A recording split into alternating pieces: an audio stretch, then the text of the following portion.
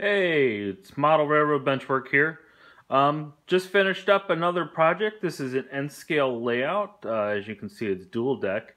I'm going to go ahead and give you a little bit of a walkthrough tour. You're actually looking at the back of one of the modules at the moment. As you can see, this is a freestanding layout, but as a plus with these C-shape brackets, you can see one here, but they're spaced roughly every 16 inches all the way around the layout. You have a completely freestanding dual deck layout that you can literally put anywhere, including, well, your garage if that happens to be where you're doing it. Starting here, I've got two removable bridges. They're secured on one side with a pin, and then on this side there's actually a threaded nut that will secure it from this side. The threaded nut is just a bonus, it's an extra. Realistically, I have a feeling that this upper section here is going to be staying in place more often than the lower section because it's high enough to where you can just pass through pretty easily. So once this layout's in place, these will actually bump against the wall, and then there'll be a little bit of a bracket or something probably installed to hold them up in place so they don't sink over time. But as you can see, they firmly lock into place. With a lot of my projects, I have these alignment pins. They're a 3/8 inch diameter steel pin, slightly rounded off. I'll give you a little bit of a profile view here. I use these quite a bit. If you do need these for your project, feel free to contact me. I'd be more than happy to supply them for you. So starting in the layout here, down on this side, sorry, I'm trying to do as wide of a view as I can. This will be a train station, and it's going to roll around the corner there and roll into a yard.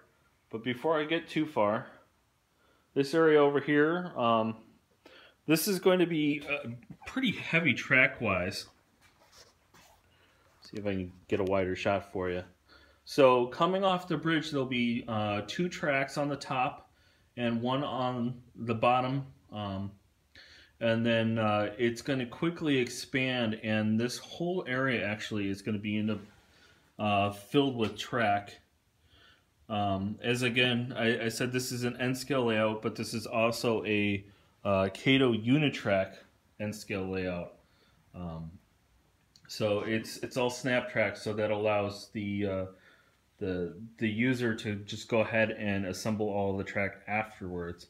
And there's another perk to doing it that way I'll get into in just a second.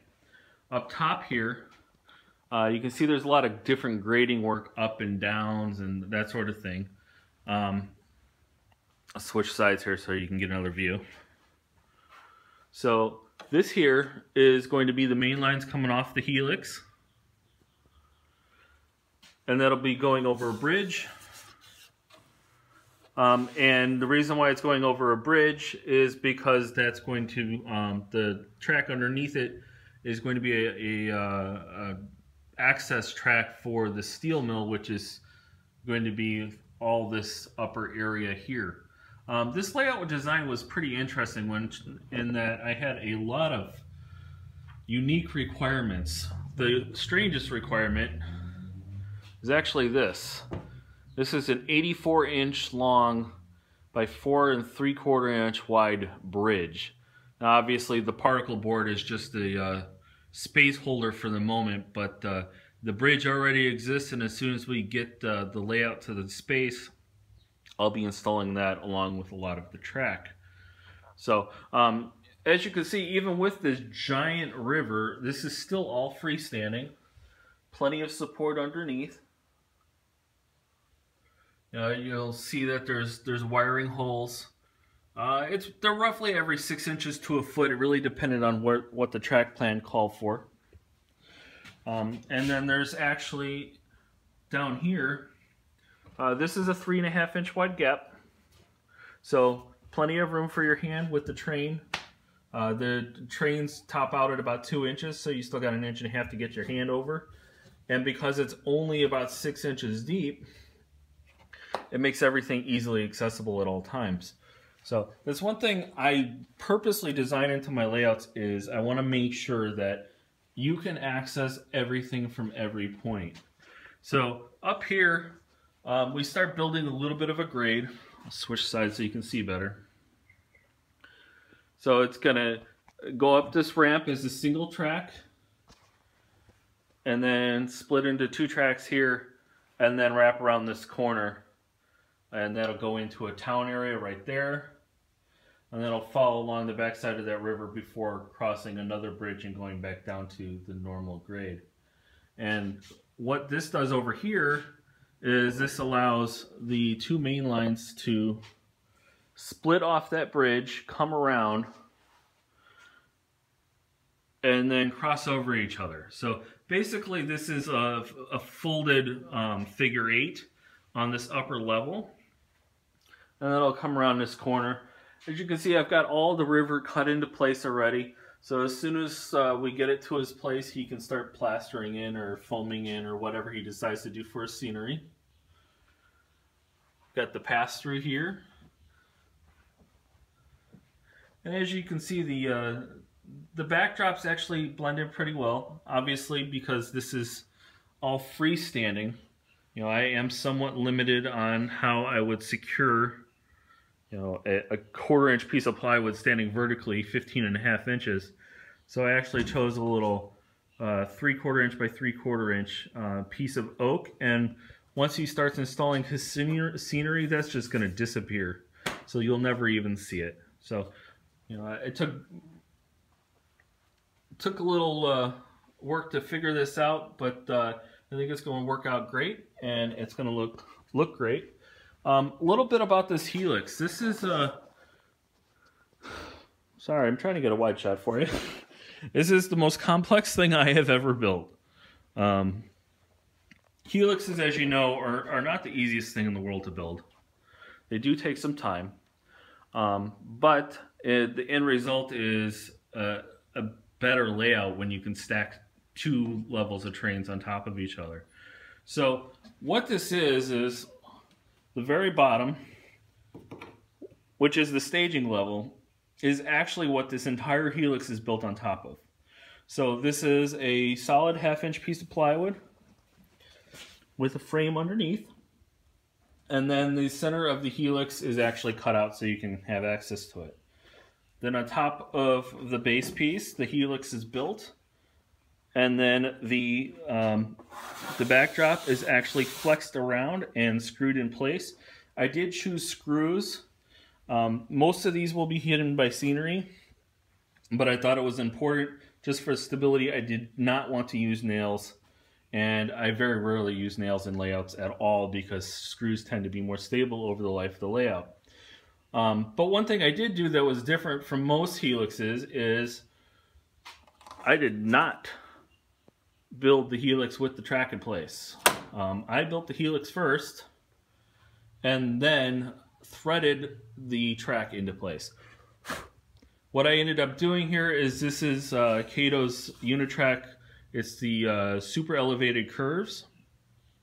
So what I did is I created loops. I soldered all of the sections together, and then I threaded them in 1 loop at a time, and then soldered each loop to the previous loop as I started threading the track into place.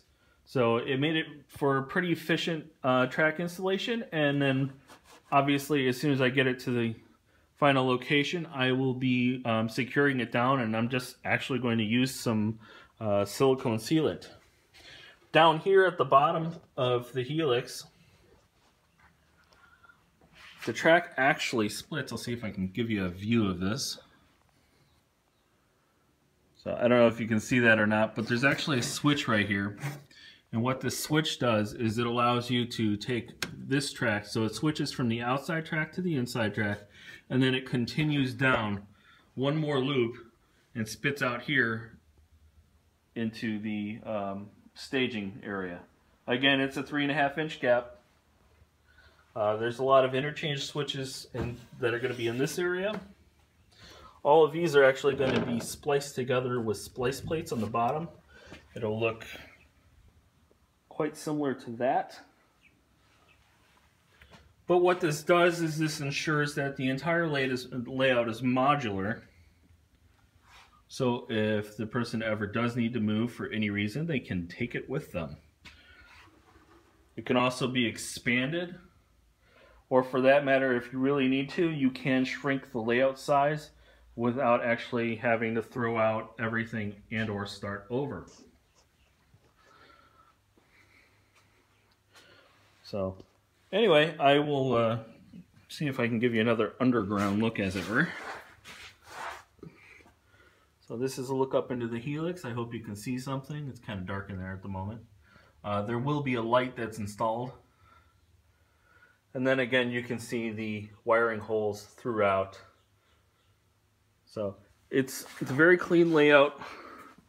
I used as few legs as I possibly could. This makes it easier for you to wire your layout once you get it to your home. And realistically, it makes for a better quality layout. So there you have it. Multiple amounts of work, but it is a really nice layout, and I can't wait to show it to you again once I get it into the final location here in the next week or so. So thank you for watching, and if you have any questions, or if you're interested in having me build a layout for you that's similar or very different for that matter, I do build layouts in all scales, literally Z through G. Just give me a call or send me an email, and I would be happy to help. Thank you for watching.